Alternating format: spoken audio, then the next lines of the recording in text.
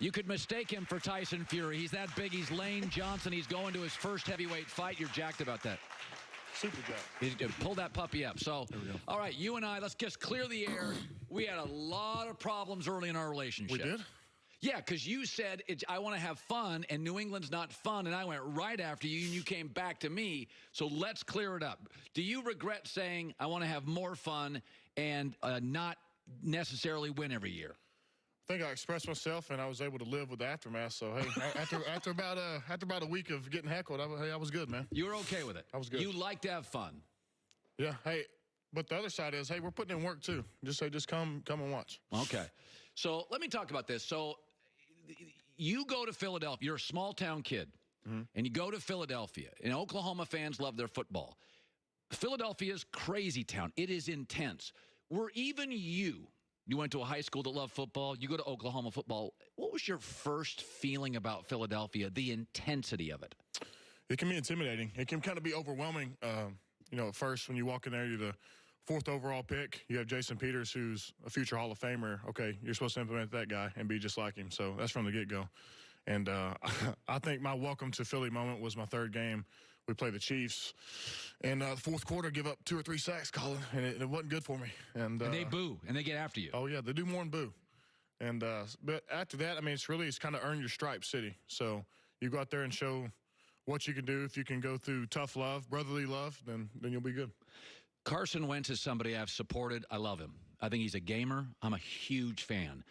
There's been these reports that have leaked for several years. I don't know if he's a good leader.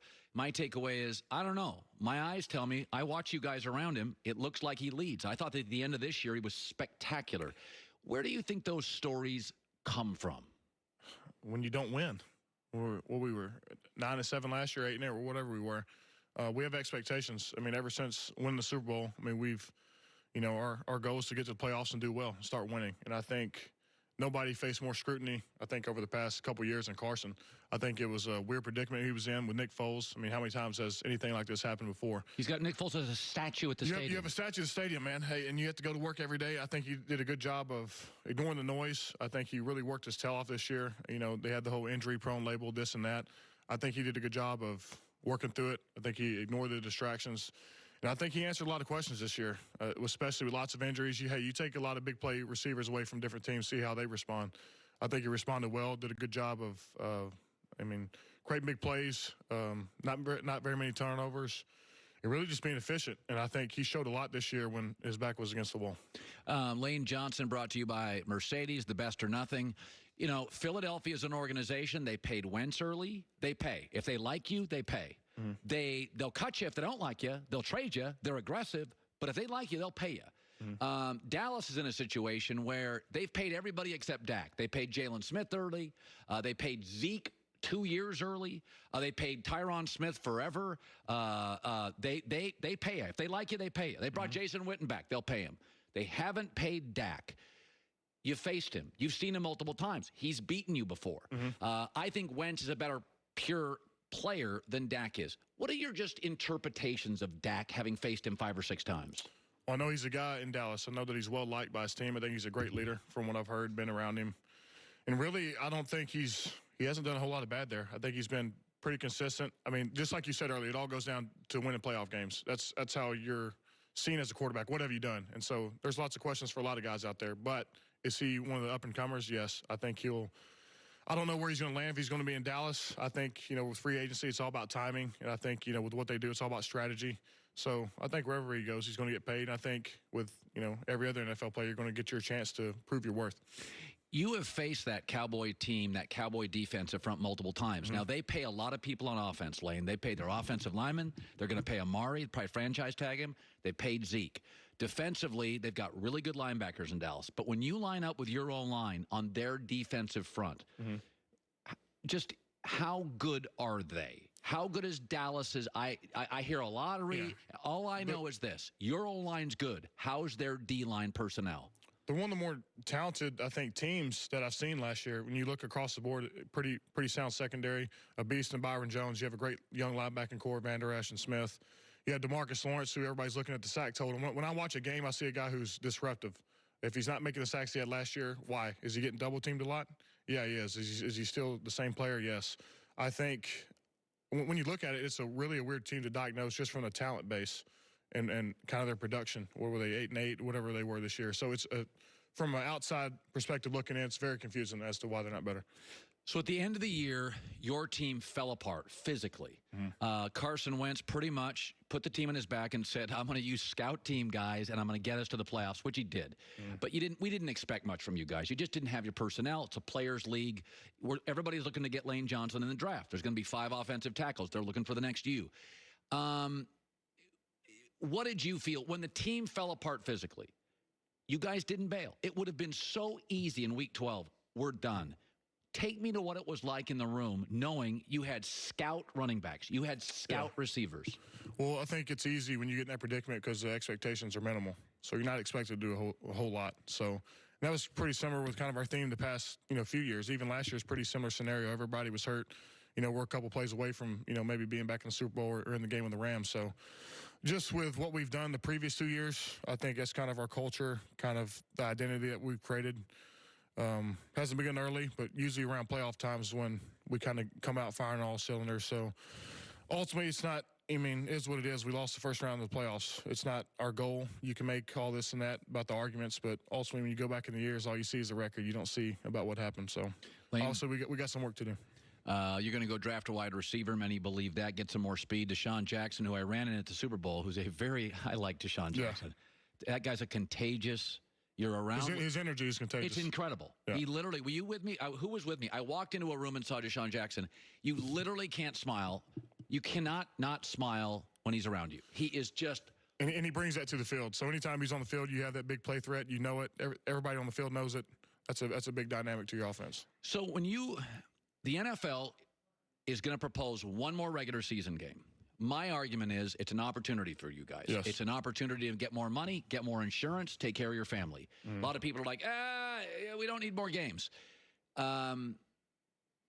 Only 14 days a year now, I think you're allowed to wear pads. I think the number is not. It's going down. So it does. My takeaway is, Lane, you guys hit less than ever. Yep. So if somebody said, here's another game check, I would consider it. The argument's tough. I think what a lot of players like to see is obviously the preseason go down from 4 to whatever it is. How about to none? To none, yeah. And then Oklahoma didn't have a preseason. Yeah. Did just fine. It was called training camp. That was a preseason. Right. Yeah, but ultimately I think, if they could throw another bye week, players would like that too. So you would like a bye week? Another bye week, yeah. 2, so maybe 2 in a season if they want to do that. I've heard players talk about that scenario. I think that'd be good, is what it is. How do you feel when you wake up in the morning? You play arguably, not even arguably, probably outside of running back, the most physically daunting position. You have to use your hands, pass rush. You face the best athletes. How do you feel when you get up after all these years in the league? Personally, I feel pretty good. I came from an athletic background, so I think that kind of helped with the transition. But obviously, you're going to take your blows as you age. You got to train different, but that's what the vets are for. You see how these guys, it's all been done before. I look at these guys who have done it, who have succeeded. I got a blueprint in Jason Peters, and I'm really, I've been with him every day since I've been there. So, good situation for me. Best player you faced in the NFL? Have you faced Nick Bosa yet? Haven't faced Nick Bosa. I faced Joey. Joey's not quite, in my opinion, not quite as athletic. He's longer. He's longer, but I don't think he's quite as athletic as Nick. Yeah, I haven't had a chance. What pops off to me is whenever I first watch them is their hand usage is elite. Their ability to set guys up with speed, get a guy turned, and then work, hand usage or beat them around. So there's, they have a great pedigree, I think, of where they came from. The first thing that pops off to me is their hand usage is off the charts. They get guys. Bosas, they know what they're doing. You throw your hands out there, you're going to get nunchucked out of the way. So really, they're really good with that. Yeah. So when you go to camp, when's your next camp? Next camp, well, we start OTAs in April 20th. That's when we start. What do you do in the off season? Sit around and eat Doritos half and Doritos. I'm having fun eating Doritos. No, really, I think after the season's over, you try to get your body back in alignment. For what I do, I'm in a right-handed tackle stance, so my body is really off. I guess what do you call it, asymmetrical. So you have to get your body back balanced a lot. A lot of core, some Pilates work, and other than that, you kind of ramp it up. You don't want to go too hard during OTAs, but it's all premeditated. So you want to have your training right, and as the season progresses, you want to be stronger. You don't want to I guess, rah-rah now and be a casualty in December or January. You're going to your first heavyweight fight. Yeah. You ever in a boxing match yourself? Yeah, I went to the Pacquiao with Thurman. Did you ever consider boxing? I went and trained one time. After that, I changed my mind. That's what Charles Barkley said about football. There's nothing more humbling than going there. I mean, obviously, you win and lose in football, but I couldn't imagine being knocked unconscious and having that possibility going out there in the ring and doing that. It is frightening, right? Yeah. I told you, tomorrow you're going to go. Boxing's the only sport I've gone to, and as the fighters come in, I get nervous. I've never gone to a football game and been nervous. Yeah, I get nervous. You feel that energy when it walks in the room. No, Tyson fights, I would literally be, honestly, I would be like, I felt bad for the opponent. You're going to feel something Saturday night. It's just an incredible, you're going to have so much fun. I hope you got good seats. I'm excited, and I think it's, the amped up. I think they did a great job in the first fight. I think the second fight. Who do you like? I mean, skillfully, I think Tyson may be the better fighter, but it's hard to ignore somebody who's knocked out 41 of, 43 opponents. How do you argue? It's tough to argue with. Right. But, yeah, I think Fury's, Wilder's, you say, more athletic. I think Fury does a good job with his movement. He's not going to stay stationary. By the way, he can weigh 270. 270. He's got 85-inch reach. He does a good job of picking and choosing his battles. So it's like a game of chess. It's kind of, with football, it's like a game of chess. You get to these upper echelon, and what you're doing, it's a chess match. Yeah. It's great seeing you in person. Continued success. I have Philadelphia once again winning the NFC East next year. I picked them this year. Howie Roseman, your owner, your coach, your quarterback. It's a big-time operation, man. You could have ended up, I'm not even going to say the team we talked about. There's bad places in this league to end up. You ended up at a good place. Yeah, very fortunate. I'm ready for the next 4 years. Here we go. Here we go. Here we go. Coming up next, the NBA second half starts. Stop complaining. It gives us what no other sport does, including the NFL next.